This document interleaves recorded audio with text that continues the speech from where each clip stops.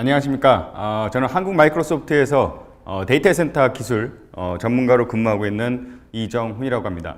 이렇게 바쁘신 와중에도 저희 그 신제품 발표에 참석해 주셔서 대단히 감사드리고요. 그리고 그 많은 트랙 중에서 저희 쪽 ITDM 트랙에 오신 것을 환영합니다. 일단 그 저희 본 트랙은 TDM 세션이라고 해서요. 기술적으로 어떤 조직 내에서 결정을 하실 수 있는 분들, 주로 이제 임원 팀장급 분들이 되시겠죠. 그래서 아마 본 저희 세션도 그랬지만 뒤에 부분도 어떤 제품의 기능을 나열하는 것보다는 이 기능들을 통해서 우리 조직에서 어떤 혜택을, 비용의 절감이라든지 또는 같은 하드웨어에서 더 좋은 성능을 낼 수 있다든지 또는 IT 서비스를 더 신속하게 제공할 수 있다든지 이런 쪽에 이점을 주로 설명을 드리고자 합니다. 그리고 뒷세션에서는 그거에 대한 사례들에 대해서 좀 설명을 드리려고 하고 있습니다. 그래서 여기 뭐 팀장이나 임원분들이 아니신 분들은 들어오시면 안 되느냐 그런 건 아니고 향후에 그렇게 되시거나 또는 다시 회사에 들어가셔서 이런 혜택이 있으니까 이런 기능을 채택해서 좀 더 생산성을 높일 수 있습니다 라고 하실 수 있으면 전혀 문제가 없을 것 같습니다. 그리고 이제 한 가지 부탁드리고 싶은 것은 지금 프레젠테이션은 그나마 이제 뒤에서도 잘 보이실 것 같은데요. 제가 데모를 좀 몇 개를 준비했는데 그거는 좀 작을 수도 있습니다. 그러니까 전혀 뭐 뒤에 세션도 마찬가지지만 질문 앞에 앉는다고 안 드릴 테니까 부담 없이 지금이라도 좀 앞쪽으로 오셔가지고 데모를 보셨으면 좋을 것 같습니다. 예, 그러면 서두는 이것으로 하고 시간도 지금 없기 때문에 바로 발표를 진행하도록 하겠습니다. 그래서 제 세션은 앞서서 말씀드렸듯이 단순 기능의 나열보다는 어떤 것의 이점을 조직이 가져갈 수 있을까? 윈도우 서버 2012로부터 그거에 대한 것을 고민을 했고요. 그래서 제가 몇 가지를 꼽았습니다. 크게 4가지로 꼽았고 그거에 대해서 설명을 드리려고 합니다.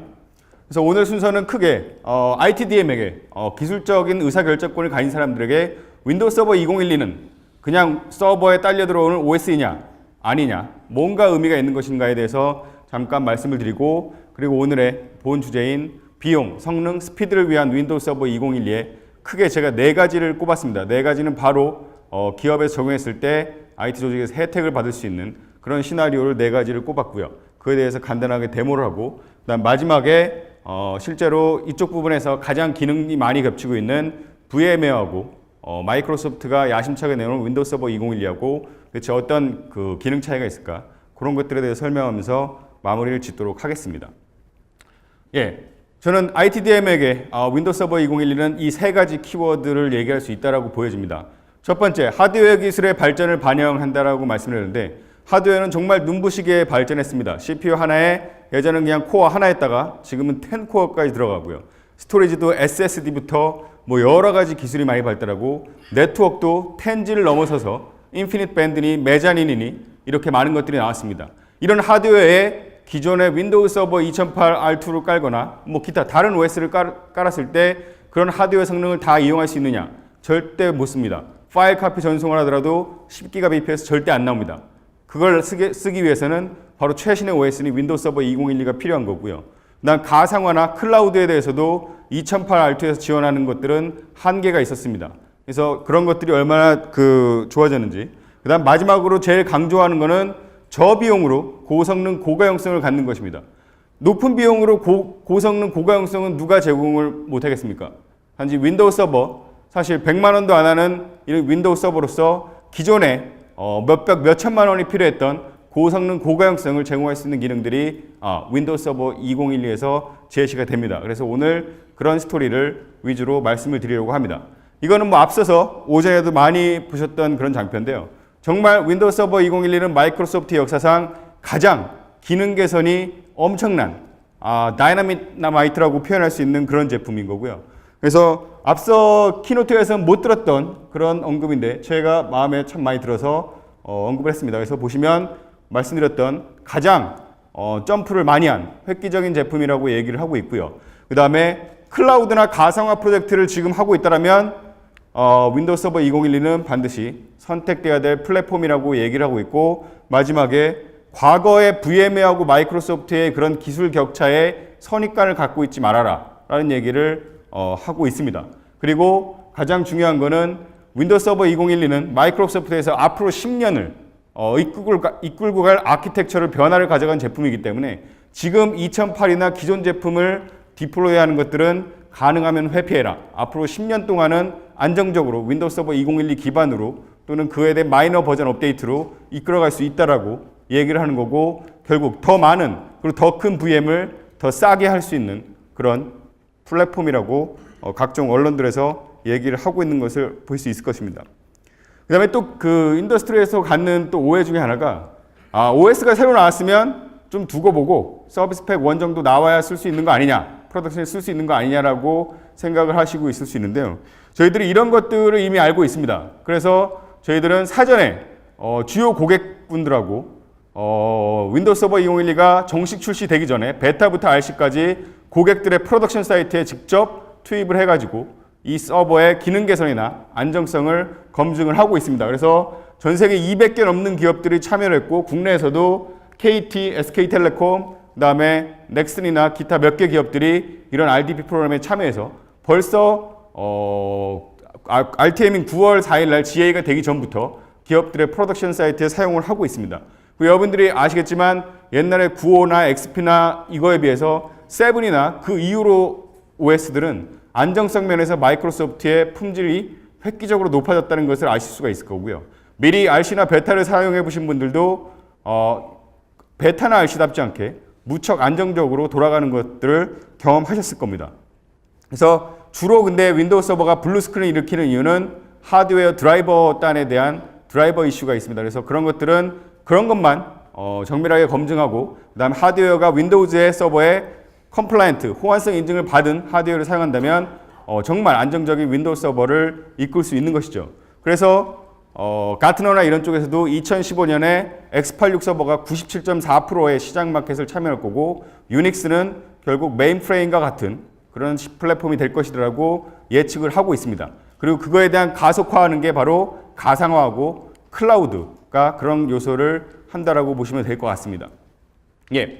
그래서 제가 윈도우 서버 2012로 여러 가지를 할 수 있고, 특히나 계속 그 클라우드를 위해 다시 태어났다라고 얘기를 할 정도로 클라우드에 비중을 두고 있지만, 사실 스토리지 쪽하고 파일 서버 이쪽에도 상당히 많은 기능 개선을 이끌어냈습니다. 그래서 저 두 부분과 실제로 가상화와 직접 연관이 있는 VD하고 가상화 클라우드 쪽 이 네 가지 스토리로 해서 얼마나 기업들이 이걸 통해서 혜택을 볼 수 있는지를 직접 얘기를 해보도록 하겠습니다.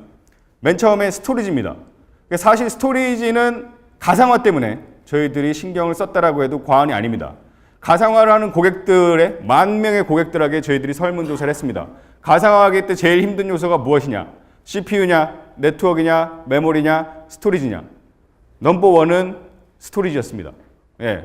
가상화 좀 구축하려고 했더니 전부 공유 스토리지를 써야 되고, 그렇게 하면 SAN을 써야 되고, 그래서 서버 2개 가상화 하려고 했더니 오히려 스토리지 비용이 더 비싸서 가상화할 이점을 못 찾겠다. 이런 것들도 많이 들리고요. 그 다음에 스토리지의 고가용성을 보장하기 위해서는 또 값비싼 스토리지를 또 구매를 해야 되고, 이런 것들이 상당히 문제가 됐죠. 그래서 윈도우 서버 2012에는 스토리지에 대한 개선을 상당히 많이 했습니다. 그 중에 하나가 바로 윈도우 서버 2012의 스토리지 스페이스라는 기능입니다. 이거는 고객들이 굳이 값비싼 SAN을 쓰지 않고도 윈도우 서버와 바로 JBOS이라고 하는 이 장비를 이용해 있으면 바로 SAN과 같은 그런 기능을 할 수 있도록 만들었습니다. 보통 이 이미지를 보시면 이거는 그냥 SAN 장비구나, 디스크 박스겠구나, 자체적으로 고가용성을 제공하고 성능을 제공하는 SAN 장비겠구나 생각을 하시겠지만, 이거는 정말 아무 기능 없는 디스크 덩어리입니다. 그래서 JBOS이라고 얘기를 하는데 Just Bunch of Disk, 고가용성도 없고 성능도 제공하지 않는 그냥 디스크 개별의 그런 디스크 덩어리입니다. 바로 이거와 윈도우 서버 2012가 연결이 되면 실제로 이 디스크를 레이드를 통해서, 스트라이프를 통해서 제공하는 성능을 그대로 거의 제공하고 있고, 확장성 면에서도 480TB, 이거는 제품 아키텍처 사용은 제한은 없고 내부적으로 테스트한 수치가 바로 이 정도라고 보시면 될 것 같고요. 그 다음에 초당 HPA 그 컨트롤러 포트 하나당 2400MB/s의 그런 퍼포먼스를 내고 있습니다. 그래서 웬만한 SAN이나 이런 것들하고 전혀 퍼포먼스에 대해서 밀릴 것이 없고요. 그 다음에 윈도우 서버가 바로 심 프로비저닝, 그 다음에 3way 미러, 그 다음 RAID 01510 바로 여러분들이 센에서 값비싸게 몇 천만 원씩 주고 구매하시는 센에서 볼 수 있는 기능들을 모두 제공하고 있습니다. 그래서 요거는 데모를 통해서 한번 다시 보여드리도록 하겠고요.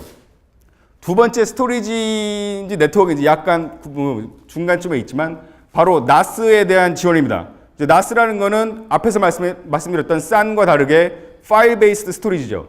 기존에 가장 쉽게 얘기하는 거는 네트워크 드라이브 매핑입니다. 네트워크로 들어가서 파일 카피하고 그 다음에 지우고 뭐 이런 건데요. 사실 이거는 저희들 아마 많은 사람들이 그건 뭐 파일 공유는 아무것도 아니지, 그냥 파일만 카피하고 그런 걸 어디다 데이터 센터에 쓸 수 있겠느냐라고 생각할 수 있겠지만 저희는 이 SMB 3.0을 내놓으면서 이 경쟁을 FC SAN하고 아이스컷 SAN 이 두 가지를 목표로 했습니다.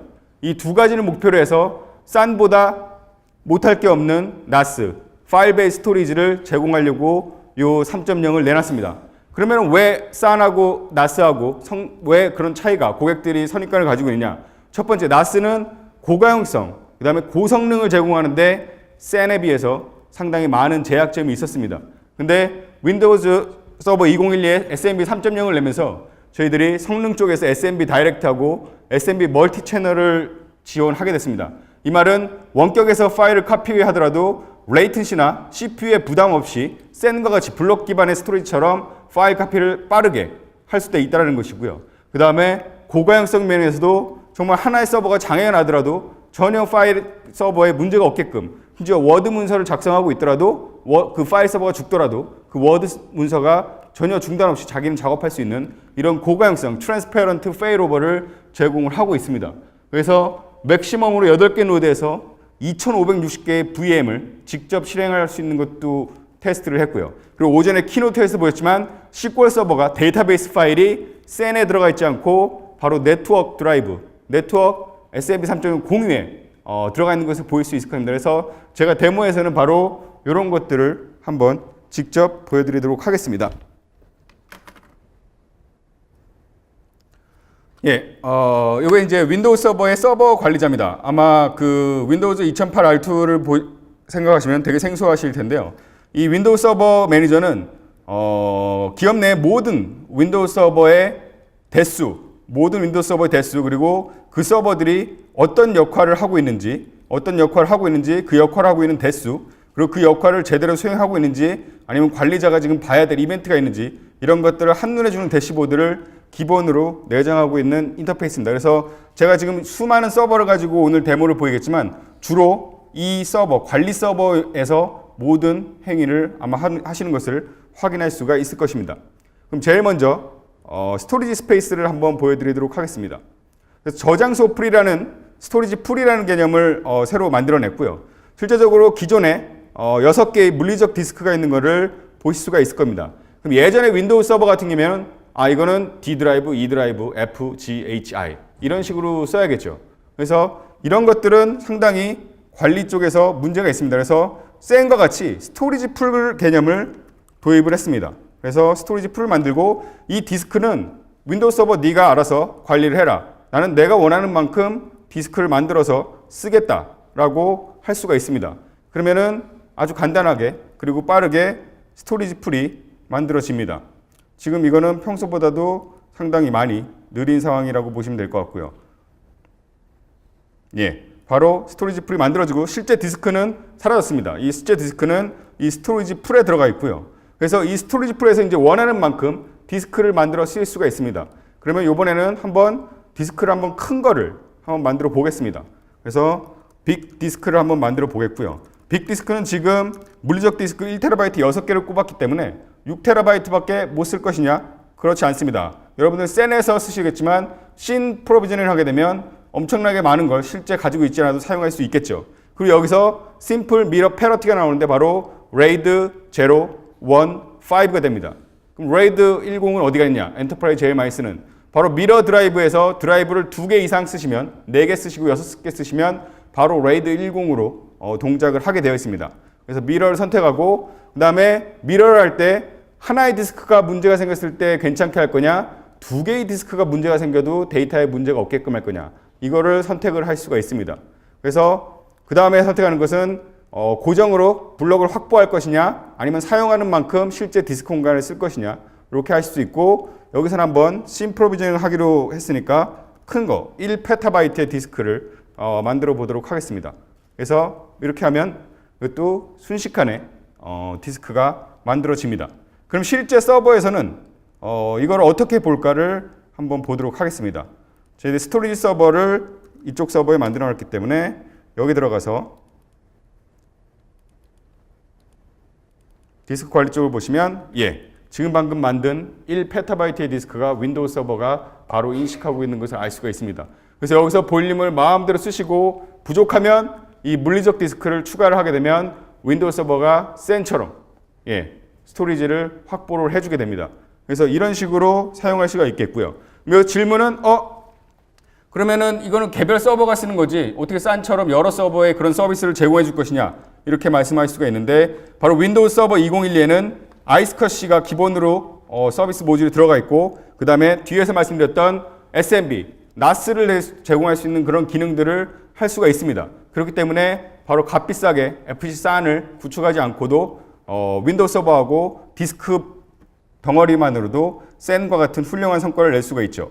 그래서 퍼포먼스나 이런 것들을 말씀드렸는데 이 네트워크 카피에 대해서 한번 그 성능을 한번 보고자 합니다. 지금 한 4GB 파일을 4GB 파일을 한번 다른 서버로 카피를 해보도록 하겠습니다. 그리고 지금 여기서 보시면 이 두 개의 네트워크 카드가 연결되어 있고 실제로 IP를 부여하고 스위치에 연결했지만 다른 설정은 아무것도 하지 않은 윈도우상의 기본 상황이라고 보시면 될 것 같고요.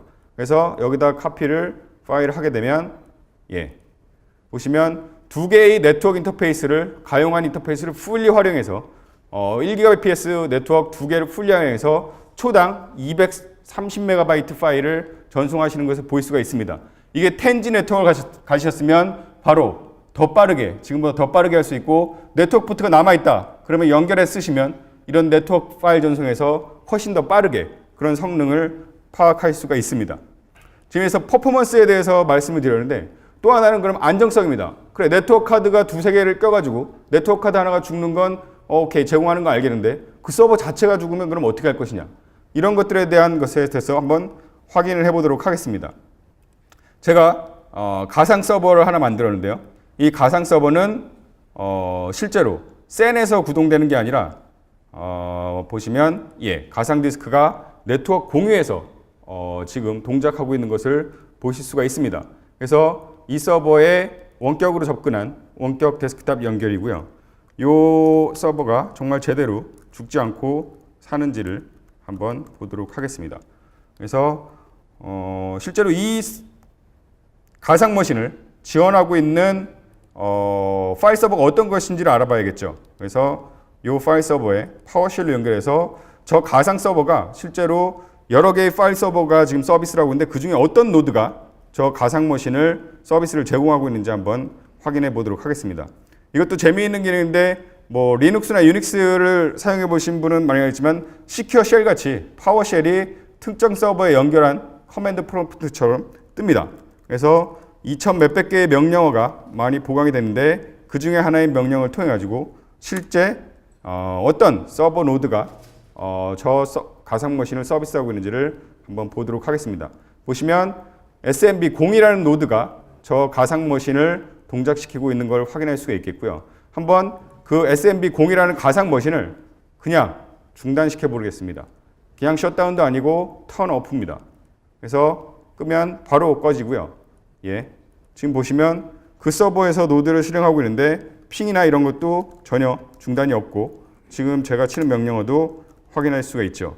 그래서 바로 이런 식으로 굳이 FC 사인이나 이런 값비싼 제품을 쓰지 않고도 이런 싼 디스크와 윈도우 서버 2012, 그 다음 SMB 3.0으로도 고가용성의 그런 성능을 낼 수 있는 가상 환경을 구축할 수가 있겠습니다. 간단하게 스토리 쪽에 관련된 기능하고 그거에 대한 베너핏을 설명을 드렸고요. 두 번째로 기업에서 바로 적용해서 혜택을 볼 수 있는 부분이 꼽은 게 제가 파일 서버입니다. 파일 서버는 만약에 기업 내에서 다수로 가지고 계실 텐데요. 이 파일 서버를 윈도우 서버 2012로 지금 바로 업그레이드 하셨을 때 바로 얻을 수 있는 혜택이 바로 이 두 가지가 있습니다. 하나는 데이터 디듀플리케이션이고요. 이거는 값비싼 스토리지를 사고 거기다 또 값비싼 디듀 라이선스를 사거나 어플라이언스를 써야 할 수 있는 기능을 정말 윈도우 서버 100만 원도 안 하는 서버로 이 기능을 다 할 수가 있습니다. 보시면 VH 라이브러리는 무려 80%가 넘게 이런 그 디듀플리케이션을 할 수가 있고 일반적인 파일 공유에서도 약 50% 정도의 스토리지를 절감을 할 수가 있습니다. 그래서 만약에 여러분들이 기업에서 몇 테라바이트의 파일 서버를 가지고 있다. 그러면 윈도우 서버 2012로 업데이트하고 디듀 기능을 쓰면 상당 부분 스토리지를 추가로 업데이트하지 않고도 파일 서비스를 제공할 수 있다는 것이죠. 그 다음에 이 파일 서버에 대한 보안입니다. 보안 요즘에 상당히 문제가 많이 되고 특히 개인정보 보호법이나 이런 것들이 많이 발효되고 있는데요. 기존의 보안은 접근 통제는 사람, 그룹, 어떤 파일, 폴더 딱 이 개념입니다. 그래서 만약에 조직이 많아지고 이러면 다 그룹 만들어주고 그 다음에 폴더나 이런 거 다 관리해줘야 되는데 사실상으로는 불가능합니다. 그래서 큰 규모의 파일 서버를 가지고 계신 분들은 실제로 감사를 해서 보시면 그 접근 통제나 이런 것들이 제대로 유지되고 있지 않는 것들을 보실 수가 있는데요. 바로 다이나믹 액세스 컨트롤은 바로 그런 것들을 노리고 왔습니다. 어떤 자원 정보가 단순히 파일만 아니라 그 파일에 저희들이 클래시피케이션 할 수 있는 기능을 윈도우 서버 2011에 넣습니다. 그래서 그 파일이 재무부 파일이고 보안 등급이 높다라고 하면 그거에 접근할 수 있는 사람은 단순히 사용자뿐만 아니라 사용자가 어떤 직급이 이상일 뿐만 아니라 그 사람이 관리되고 있는 재무부 소속의 자기 클라이언트로만 접근을 해야 허용할 수 있는 이런 시나리오가 다이나믹 액세스 컨트롤에서 가능합니다. 그래서 이거를 더 확대를 하면 저희들이 추가로 제공해주는 옵션이 클래시파이션 툴킷이라고 있습니다. 그것은 어떤 거냐? 파일 서버의 파일 내용을 봐서 주민등록번호나 또는 뭐 카드 번호 이런 것들이 있으면 그 파일을 개인정보에 관련되는 파일로 이렇게 클래시파이션을 할 수 있고 그리고 그 클래시파이션한 파일을 RMS나 이런 식으로 해서 DRM을 걸 수 있는 형태로도 자동적으로 할 수 있는 그런 기능들을 제공을 하고 있습니다. 그래서 여기는 시간이 많이 부족하니까 간단하게 UI 형태로 한번 보여드리도록 하겠습니다. 한번 디듀업이 어떻게 되고 있나 한번 확인해 보실 수가 있는데요. 디듀도 정말 심플하게 할 수가 있습니다. 지금 이 서버에 C 드라이브, D 드라이브, E 드라이브가 있는데요. 제가 D 드라이브에 지금 디듀를 이네이블 한 상태입니다. 보시면 77%로 스토리지가 중복으로 절감이 됐고요. 실제로 273기가에서 한 29GB가 실제로 사용되는데 98.5기가는 거의 다 중복으로 처리가 돼서 스토리지가 절감이 된 걸 보일 수가 있을 겁니다. 이거는 주로 윈도우즈 95, 98, NT, 그 다음에 2008, 2012, 그 다음 서버들 이런 것들을 저장해 놓은 파일이기 때문에 80% 이렇게 가까운 디듀 성능을 보이는 거고요. 일반 파일 서버도 보통은 한 50% 정도 보입니다. 그럼 디듀를 하는 게 어렵냐? 예, 바로 그냥 요걸 이네이블 해주면 바로 디듀비 적용됩니다. 디듀할 때 오래된 파일만 할 거냐, 바로 할 거냐, 그 다음에 특정 확장명이나 또는 뭐 폴더를 제공할 거냐, 그리고 주로 야간에 주로 할 거냐 이런 것들을 스케줄링해서 아주 손쉽게 디듀플리케이션을 윈도우 서버에서 적용할 수가 있습니다. 그리고 아까 다이나믹 액세스 컨트롤을 말씀을 드렸는데요. 보안을 개별 서버에서 하는 게 아니라 바로 액티브 디렉토리를 통해서 중앙에서 합니다.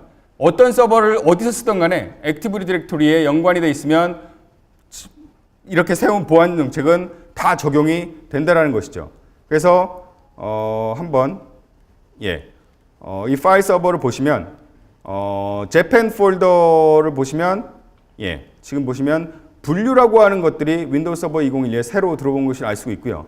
이 파일이 속성을 지정을 할 수가 있습니다. 그래서 지금 재팬이라는 폴더는 마이크로소프트 재팬 쪽에서 쓰는 거고요. 실제로 이 폴더 자체는 전부 HR 부서에서 사용할 수 있는 그런 파일이라고 보시면 될 것 같습니다.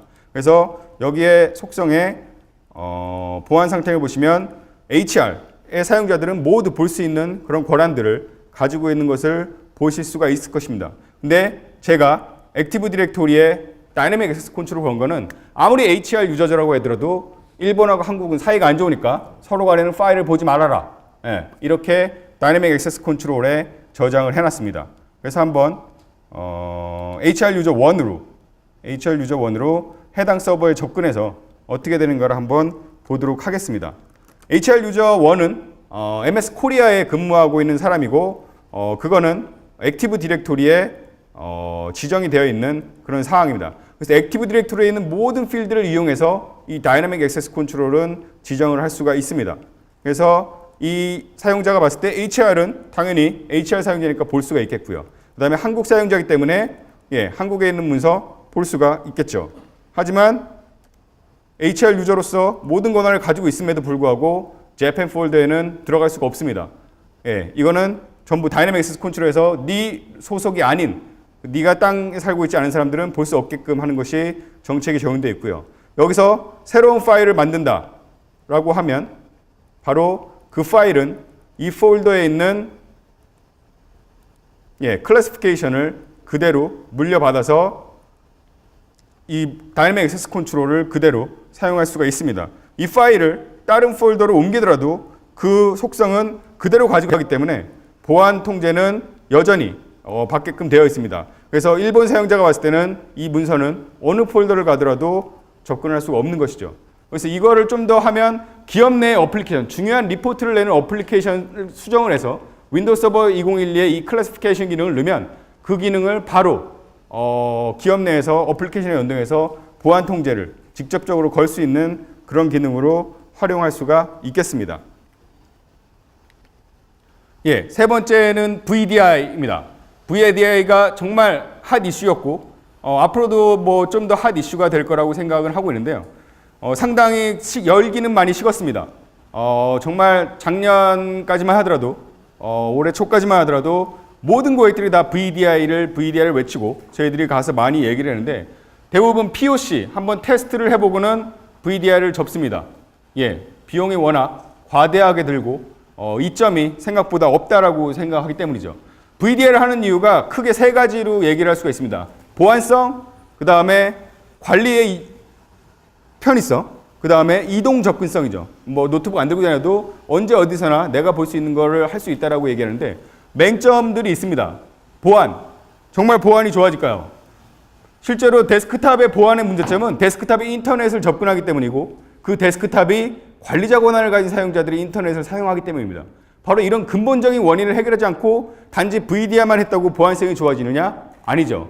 VDI를 해서 보안성이 좋아지려면 가상 머신을 만들고 걔는 업무 전용으로만 쓰고 네트워크는 못 쓰게, 인터넷은 못 쓰게 됩니다. 그럼 당장 벌써 기존 데스크탑 유지해야 되고 VDI 환경 또 구축해야 됩니다. 비용상으로 성립될 수가 없죠. 그래서 VDI를 하는 요즘에 VDI는 모든 기업들은 바로 이 보안성 때문에 합니다. 근데 아무 데나 못하죠. 주로 R&D 부서나 공공기관들만이 VDI를 현재 이 이유 때문에 하고 있습니다. 관리 편의성? 지금 고객들이 많이 가지고 있는 VDI 생각을 가지고 있으면 관리 편의성도 똑같습니다. 더 복잡해지고 힘들 뿐입니다. 이동 접근성은 상당히 강조되는 분이고 스마트워크를 얘기하지만 아직 이동 접근성 하나만 가지고 이렇게 대규모 투자를 하는 기업들이 없죠. 그러면은 VDI는 이제 없는 얘기로 없어질 것인가? 사실 그렇게 보진 않습니다. VDI가 점차적으로 확대는 될 거라고 보여지고 있고, 그럼 언제 VDI를 구축해야 되느냐? 바로 제품에 따로 VDI를 구축할 때 옵션으로 구매를 해야 될 때가 아니라 윈도우 서버 자체에서 VDI 기능을 제공해 줄 때, 추가 비용이 거의 없을 때 바로 VDI를 해야 될 시점이라고 보여집니다. 그래서 제가 데모로 보이겠지만 VDI 환경 구축이 클릭 몇 번으로 구축되고 데스크탑 배포를 한 번에 클릭 몇 번을 할 수 있는 이런 기능을 윈도우 서버 2012에서 저희들이 기능 추가를 했습니다. 그래서 그거를 보시면 앞으로는 VDI도 큰 비용이 들지 않을 수 있으니까 전사적으로는 못하더라도 조금씩 확대해 갈 수는 있겠구나 라는 생각을 가질 수가 있고요. 그 다음에 또 하나가 테크니컬 디시전 메이킹, TDM으로서 가져야 될 생각 중에 하나가 VDI에 대해서 좀 더 챌린징을 해보셔야 될 거라는 겁니다. VDI, 사용자의 생각을 할 때 크게 세 가지로 나눠 생각해야 됩니다. 운영체제, 그 다음에 어플리케이션, 사용자 데이터. 옛날에는 이 세 가지를 나눌 필요가 없었습니다. 그냥 데스크탑 주고 거기에 운영체제 있고 거기에 어플리케이션 있고 거기에 사용자 데이터가 다 있었기 때문에 이 세 가지를 나눠 생각할 필요가 없었죠. 근데 VDI가 되면 이 세 가지를 나눠서 생각하면 할수록 엄청나게 많은 혜택이 돌아옵니다. 자, 그래서 어떤 그룹들은 어플리케이션 다 똑같습니다. 사용자 데이터만 틀릴 뿐입니다. 그런 사람들은 VDI, 퍼스널 데스크탑, 가상 머신을 계획별로 줄 필요가 없는 거죠. 그런 시나리오를 대비해서는 바로 데스크탑 세션입니다. 사용자 데이터만 딴 데 보관하고 OS나 어플리케이션 그대로 같이 쓰는 거죠. 근데 또 다른 사용자군이 있습니다. 이 사람들은 어플리케이션은 틀립니다. 사용자도 틀리고. 하지만 OS는 다 똑같을 수가 있습니다. 이런 사용자들을 위해서 바로 풀드 데스크탑을 사용할 수가 있습니다. 그러면 어떤 혜택이 있느냐? 자, 운영체제 30GB를 개인한테 할당할 때 100명에게 할당을 한다 그러면 3TB가 운영체제만으로도 필요합니다. 하지만 풀드 VM을 사용하게 되면 극단적으로는 30GB 하나로만 있으면 되고 뭐 평소 현실적으로 얘기해도 4, 5개, 10개 이상으로 그 필요성은 감소합니다. 벌써 스토리지의 양이 100분의 1, 10분의 1로 줄어들죠. 그래서 근데 다시 풀드 VM은 그 이상의 엄청난 혜택이 있습니다. 앞서 말씀드렸던 관리상의 효율도 있고요. 그 다음에 서버에 대한 거, 스토리지에 대한 거, 네트워크에 대한 거, 클러스터링에 대한 거, 이 모든 것들을 다 아주 편하게 구축할 수 있는 게 바로 풀드 VM입니다. 그래서 그거에 대해서 한번 데모를 또 간단하게 보여드리도록 하겠습니다. 그래서 윈도우 서버에서는 고객이 VDI에 대한 요구사항을 상당히 많이 받고 있었기 때문에 지금 윈도우 서버 2012에서는 정말 쉬운 관리로 VDI 환경을 구축할 수 있게끔 제공을 하고 있습니다. 그래서 데모를 한번 보이려고 하는데요. 근데 이제 VDI 환경에 대해서 전혀 생각이 없으신 분들을 위해서 추가 설명을 드리자면 VDI 하기 위해서는 이제 두 가지 작업이 필요합니다. 첫 번째는 VDI 인프라스트럭처를 만드는 겁니다. 그 다음 두 번째가 사용자들한테 제공할 VM들을 만드는 것이죠. 근데 VDI 인프라스트럭처는 뭐가 있느냐? 첫 번째가 커넥션 브로커라는 게 있습니다. 커넥션 브로커는 사용자들이 나 데스크탑 원격에 있는 내 데스크탑에 연결하고 싶어라고 했을 때 너의 데스크탑은 어느 서버에 있구나. 그거를 알려줘서 연결시켜주는 역할하는 그런 핵심적인 역할이고요.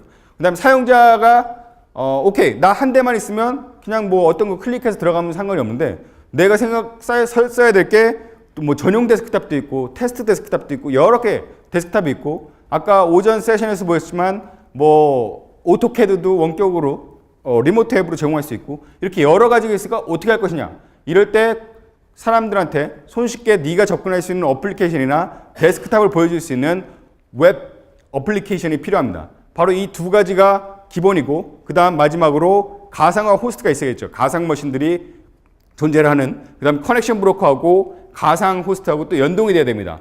벌써 아주 간단한 스텝만으로도 3개의 서버가 필요하고 이 말은 3개의 서버에서 각자 설정하고 각자 연동시켜줘야 되고 IP 해야 되고 보안 설정해줘야 되고 자 VDI 인프라스트럭처 구축도 상당히 쉬운 건 아니라는 거를 감이 오실 텐데요. 이거를 얼마나 쉽게 만들어놨는지 한번 보도록 하시겠습니다. 예전에는 윈도우 서버는 보안 문제가 한참 터진 이후로부터는 윈도우 서버는 설치하면 아무 기능도 하지 않습니다. 웹서버도 안 들어가 있고 아무것도 안 들어가 있습니다. 모든 것들은 추가를 해줘야만 동작을 하게 되어 있습니다. 그래서 예전에는 역할 기반 또는 기능 기반 설치밖에 없었기 때문에 이런 메뉴가 안 나는데 원격 데스크탑 서비스 설치는 별도로 하는 메뉴가 윈도우 서버 2012에 나왔습니다. 그래서 이 모드를 선택하게 되면 표준 배포를 할 건지 빠른 시작할 건지 이건 뭐 중요한 건 아닙니다.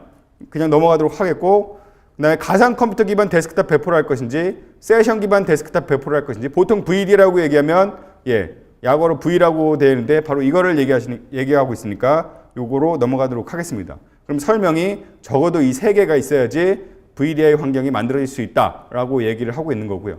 그러면 연결 브로커, 아까 커넥션 브로커라고 말씀드렸는데 그걸로 어떤 서버를 쓸 것이냐 선택을 하라고 나오고 있고요.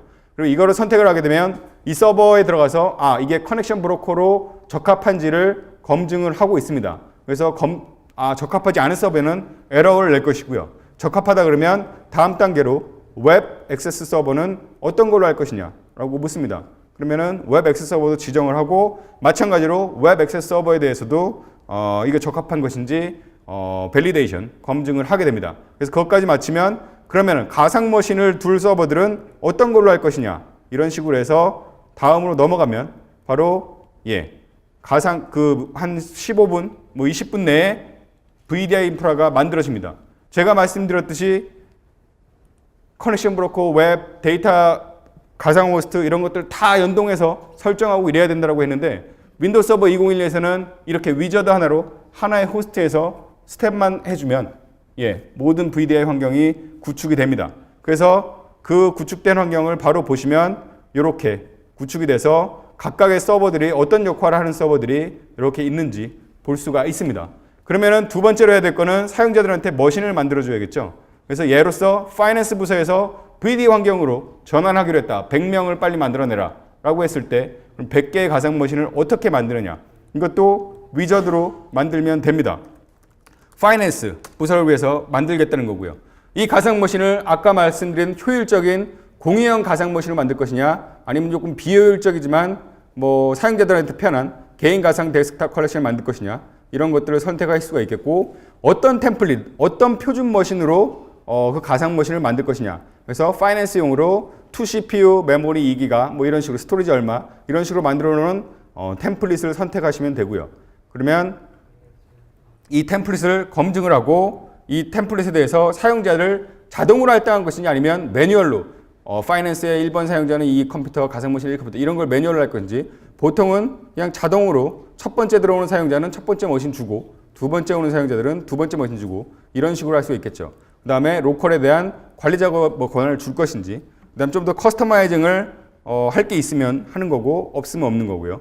그 다음에 액티브 디렉토리에 어떤 도메인에 연동할 것인지가 나옵니다.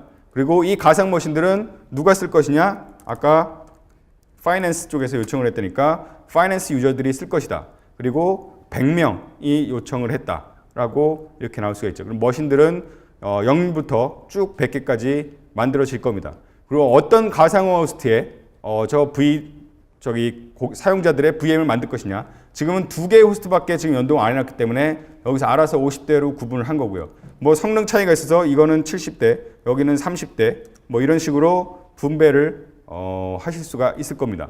그리고 그 디스크들을 로컬 서버에, 로컬 스토리지에 쓸 건지 아니면 아까 데모로 보였던 SMB, 네트워크 공유에다가 그 가상 머신을 만들 것인지 아니면 센 장비를 이용한 CSB 클러스터에 만들 것인지 이런 식으로 하면 그 다음에 만들기라면 100대가 시간은 걸리겠죠. 스토리지 성능이 좋으면 금방 만들어내서 사용자들 100명을 유치할 수 있을 거고 그렇지 않으면 좀 시간이 걸리겠죠.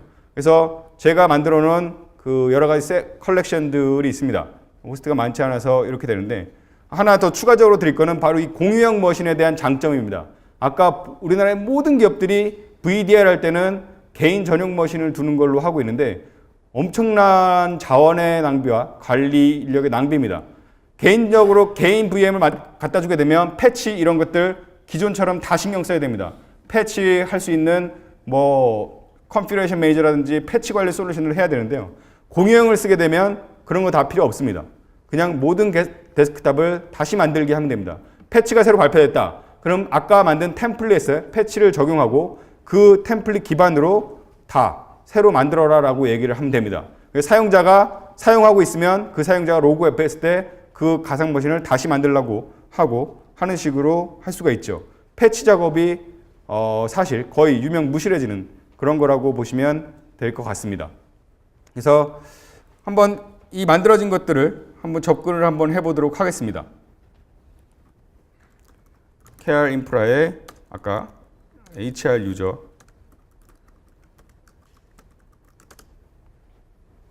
이 사용자로 접근하면 HR에는 제가 공유형 가상 머신하고 그 다음에 개인이 전담해 쓸 수 있는 개인 머신 2개를 다 배포를 했습니다. 그래서 보시면 이렇게 2가지 공유형 머신이 있고 전용 머신이 있는데 그냥 선택해서 연결하면 바로 자기가 쓸 수 있는 공유형 원격 데스크탑 VDI 환경이 구축되는 것을 볼 수가 있습니다. 바로 이렇게 윈도우 서버 2012에는 VDI 환경도 손쉽게 구축할 수 있는 그런 환경을 만들어 주고 있습니다. 마지막으로 가상화하고 클라우드고요. 사실 윈도우 서버 2012는 90%의 신기능이 전부 이쪽에 매핑이 되어 있습니다. 근데 그 기능들은 일일이 나열해봐야 TDM들에게는 의미가 없을 거고요. 일단 몇 가지만 말씀을 드리겠고 프라이빗 클라우드를 만들고 사용하는 것들을 데모를 보여드리려고 했는데 그거는 시간상 다음에 혹시 기회가 있으시면 보여드리도록 하겠습니다. 첫 번째가 데이터 센터 가상화의 수준 향상, 커버의 향상 확대입니다. 보통 지금 가상화율은 50%밖에 안 되고요. 왜 그럼 50%밖에 가상화를 못 해느냐라고 하면 성능이 많이 필요한 것들은 가상화를 할 수가 없습니다. 라고 일반화되어 있습니다. 근데 윈도우 서버 2012가 나오면서 이제 그건 더 이상 변명이 되지 않습니다. 가상 머신에 지금 스토리지 스펙의 옵티마이제이션을 통해서 1밀리언 IOPS를 VM들한테 딜리버리 할 수 있는 그런 최적화가 되어 있기 때문에 향후에는 99% 이상의 머신들이 윈도우 서버 2012 하이퍼V에 가상화가 될 거라고 보여지고 있고요. 그 다음에 두 번째가 각종 사건, 사고들 많이 발생해서 DR에 대해서 신경을 많이 쓰고 있는데 사실 DR이 엄청나게 돈이 많이 들죠. 쓰지도 않는 것들을 또 둬야 되니까. 그리고 거기뿐만 아니라 스토리지 레플리케이션이라든지 각종 DR 관련된 라이선스를 추가 구매하는 것이 상당히 고가입니다. DR 구축 윈도우 서버 2012 하이퍼V에서는 x86 서버하고 윈도우 서버만 있으면 DR 끝납니다. VM의 레플리케이션 설정만 하면 5분 단위로 그 가상 머신의 변화를 DR 센터에 업데이트를 하기 때문에 어떤 사고가 나서 메인 데이터 센터가 폭삭 주저앉더라도 약 5분간의 서비스의 손실과 최대 5분간의 데이터 손실이 있을 뿐 서비스는 5분 안에 바로 진행이 될 수 있다는 거죠. 그래서 간편한 DR 시스템을 구축하고 프라이빗 클라우드에 필요한 모든 기능들을 다 추가했습니다. 그래서 하이브리드 클라우드 얘기 오늘 키노트 세션에서 보셨는데요. 기업 내에서 데이터 센터에 가상 머신 운영하고 있다가 하드웨어가 부족한데 하드웨어는 더 이상 구매할 수가 없고 구매하더라도 한 달 이후에 온다. 그러면 그 가상 머신을 윈도우즈 애저나 또는 서드 파티라고 얘기를 하는데 호스팅 업체들 국내 그런 쪽에 그 가상 머신 그대로 옮겨가지고 다른 설정 바꾸지도 않고 네트워크 가상화 기능까지 첨가해서 바로 서비스를 할 수 있는 그런 기능을 제공을 하게 됩니다. 사실 프라이빗 클라우드는 한 10분 정도 데모가 서야 되는데 앞에 좀 늦게 시작하고 그래서 넘어가도록 하겠고요. 이 가상화 및 클라우드 쪽 VM웨어 비교에 대해서 설명을 드리도록 하겠습니다. 사실 윈도우 서버 2012가 나오기 전까지 저는 별로 할 일이 없었습니다. 윈도우 서버 하이퍼V를 쓸 고객들은 알아서 쓰시고 그 다음에 VM웨어를 고민하고 있는 그런 고객들한테 가서 그냥 사용하는 데는 전혀 문제 없습니다 라고 얘기할 뿐 특별히 얘기할 게 없었습니다. 그만큼 VM웨어는 10년 전부터 가상화를 했고 마이크로소프트는 불과 4년도 채 안 되는 그런 역사를 가지고 있기 때문에 윈도우 서버 2008에서는 정말 기능 차이가 많이 났습니다. 하지만 그거는 이제 과거가 됐고요. 9월 4일부로 윈도우 서버 2012가 GA 되면서 기능 비교라는 게 가능해졌습니다. VM웨어하고 드디어 마이크로소프트의 가상화 기술이 기능 비교라는 게 가능해졌고 그것도 우리가 좀 나은 마이크로소프트가 기능이 훨씬 낫다라는 정도로 비교를 할 수 있을 정도가 됐습니다. 그리고 보시면 여기 VM웨어 5.1은 지난주 9월 11일 GA 된 걸로 알고 있습니다. 그러니까 마이크로소프트보다 일주일 늦었죠. 그러니까 역사적인 해는 2012년입니다. 바로 일주일이더라도 마이크로소프트가 앞서서 제품을 출시했고 그리고 앞서서 제품을 출시했을 뿐만 아니라 이렇게 많은 빨간색을 보시면 아시겠지만 노노 예스의 확장성 64TB의 2TB 가상머신 이 녹색이 되어 있는 부분도 바로 5.1대 추가가 된 부분입니다. 그래서 약 본 세션을 열흘 정도만 일찍 했더라도 이 나머지 녹색들도 다 빨간색일 상황이었는데 저희들이 9월 20일 날 이 행사를 해서 이렇게 됐습니다. 그래서 상당히 재밌는 얘기가 상당히 많이 있고요. 여기 오타가 하나 있는데 여기 4,000입니다. 4,000이고요. 그것도 재미있는 히스토리는 저희들이 GA 되기 전까지 요거를 4,000으로 표기를 했습니다. 그래서 VM은 5.0일 때는 3,000이었고요. 근데 저희들이 RTM 하면서 이거를 8,000으로 키웠고 VM웨어는 4,000인 줄 알고 요거를 4,000으로 하는 정도로 바꿨습니다. 그래서 분위기를 보시면 알겠지만 현재는 VM웨어하고 마이크로소프트는 대등하거나 현재는 마이크로소프트가 좀 더 앞서 나가는 상황으로 현재 시장에서 보시면 될 것 같고요. 보안에 대해서 많이 얘기합니다. 마이크로소프트는 보안이 취약하고 패치를 자주 해야 된다. 사실 전 마이크로소프트 클라우드 하기 전에 보안으로만 10년을 했었고요. 제가 얻은 인사이트는 딱 합니다. 모든 소프트웨어는 취약하다. 왜냐하면 사람이 만들기 때문에. 마찬가지입니다. VM웨어도 취약점 많고요. 60초 안에 행사해서 모든 해킹이 될 수 있고 취약점들 개수 많습니다. 예. 제가 드리고 싶은 말씀은 VM웨어가 보안이 더 취약하느냐? 아닙니다. 모든 제품은 다 취약합니다. 패치 무조건 해야 되는 거고 옛날처럼 바이러스나 이런 쪽으로 장애가 있는 게 아니라 APT라고 하죠. Advanced Persistent Threat. 어떤 기업을 대상으로 그 기업만을 노리고 하는 해커들이 있습니다. 바로 그런 기업들은 VM웨어도 패치 안 하면 큰 문제가 있을 수 있는 거죠. 그래서 보안 쪽에 대해서도 하고 마지막으로 리눅스에 대한 진원입니다. 리눅스는 마이크로소프트에서는 전략적인 경쟁으로 과거에 생각했었습니다. 지금은 리눅스는 중립자라고 보고 있고 협력자라고 마이크로소프트는 보고 있고요. 오픈소스 진영은. 지금 전략적으로 경쟁을 생각하고 있는 곳은 애플, 구글, 오라클, VM웨어 이렇게 되어 있습니다.